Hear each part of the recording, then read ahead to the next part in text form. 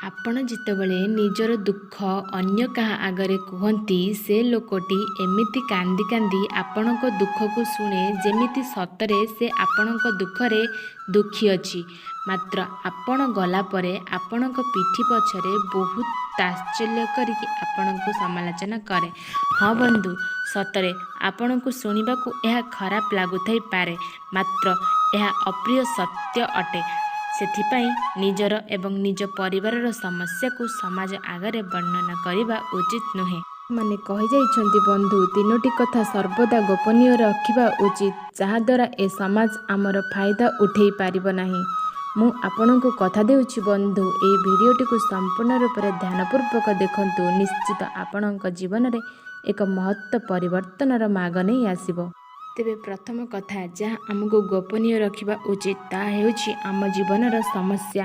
ହଁ ବନ୍ଧୁ, ଆମ ଜୀବନର ସମସ୍ୟା, ଆମ ପରିବାରର ସମସ୍ୟା। ପରିବାର ଅଛି ତ ସମସ୍ୟା ଅଛି, ଦୁଃଖ ବି ଅଛି।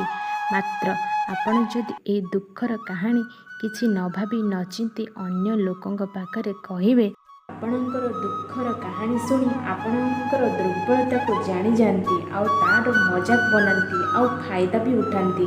ନହେଲେ ମନେ ମନେ ଖୁସି ହୁଅନ୍ତି ଭାବିକି ଆପଣ ଦୁଃଖରେ ଅଛନ୍ତି, ସମସ୍ୟାରେ ପଡ଼ିଛନ୍ତି।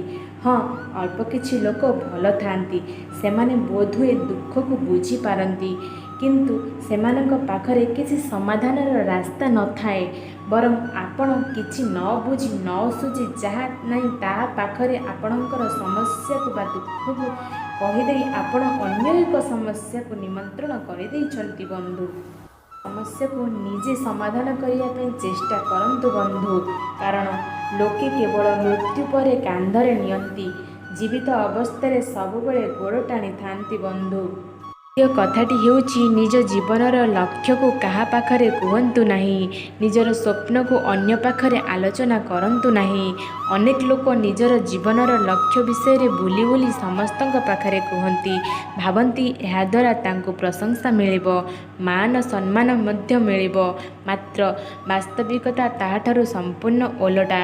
ପ୍ରକୃତରେ ଆମେ ଯେତେବେଳେ ଆମ ସ୍ୱପ୍ନ ବିଷୟରେ ଅନ୍ୟ ଜଣଙ୍କ ପାଖରେ କହୁ, ଆମ ମନକୁ ପ୍ରସନ୍ନତା ମିଳିଥାଏ, କିଛି ସମୟ ପାଇଁ ଆମେ ମାନସିକ ଶାନ୍ତି ମଧ୍ୟ ପାଇଥାଉ। କିନ୍ତୁ ଏପରି କରିବା ଦ୍ୱାରା ଆମର କ୍ଷତି କ'ଣ ହୋଇଥାଏ ଜାଣନ୍ତି କି ବନ୍ଧୁ? ଆମର ଲକ୍ଷ୍ୟ ପୂରଣ ପାଇଁ ଆମ ଭିତରେ ଯେଉଁ ଜୋଶ୍ ଥାଏ, ଏକାଗ୍ରତା ଥାଏ, ଯେଉଁ ଊର୍ଜା ଥାଏ, ତାହା ଧୀରେ ଧୀରେ କମିବାକୁ ଲାଗିଥାଏ। କାରଣ ଆମେ ଆମର ସ୍ୱପ୍ନ ବିଷୟରେ ଆଲୋଚନା କରି ମନକୁ ସନ୍ତୁଷ୍ଟି ପ୍ରଦାନ କରିଦେଇଛନ୍ତି। ଯେଉଁଠି ପରିଶ୍ରମର ସନ୍ତୁଷ୍ଟି ଆବଶ୍ୟକତା ଥିଲା, ସେଠି ଆମେ ଖାଲି କଥା କହି ଗପ ଗପି ସନ୍ତୁଷ୍ଟି ପାଇଯାଇଛନ୍ତି। ଦ୍ୱିତୀୟତଃ, ଅନ୍ୟମାନଙ୍କୁ ନିଜର ଲକ୍ଷ୍ୟ ବିଷୟରେ କହିବା ଦ୍ୱାରା ସେମାନଙ୍କର ଆଶା ମଧ୍ୟ ଆମ ଉପରେ ବଢ଼ିଯାଇଥାଏ, ଯାହାଦ୍ୱାରା ଆମେ ମାନସିକ ଚାପରେ ରହୁ ଆଉ ଲକ୍ଷ୍ୟ ଆଉ ସ୍ୱପ୍ନଠାରୁ ପଥଭ୍ରଷ୍ଟ ହୋଇଯାଉ।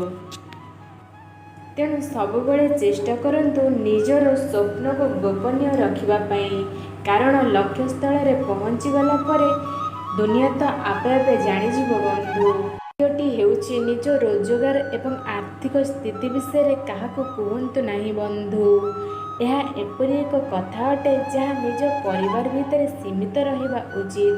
ନା କାହାକୁ ପଚାରିବା ତା'ର ରୋଜଗାର କେତେ, ନା କାହାକୁ କହିବା ନିଜର ରୋଜଗାର ଏବଂ ଆର୍ଥିକ ସ୍ଥିତି ବିଷୟରେ।